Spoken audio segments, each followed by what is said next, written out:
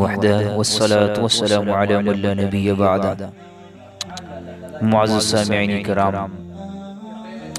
اللہ تبارک و تعالی جل جلالہ نے جہاں ایک بہت بڑی نعمت اولاد انسان کو عطا کیا ہے، تو ان میں اولاد میں پھر بعض کو مذکر اولاد اور بعض کو مؤنث اولاد عطا فرما دیتے ہیں، بعض کو دونوں دیتے ہیں اور بعض کو دونوں سے محروم رکھتے ہیں۔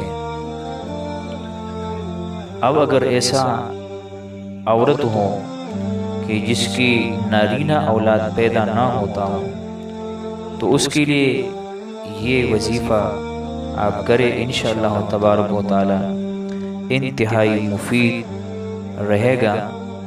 وہ یہ ہے کہ سورہ اعلیٰ اس کو حمل کے شروع مہینے میں عورت کی دائیں پسلی پر لکھ دیں تو انشاءاللہ تعالی اولاد نارینہ پیدا ہوگا۔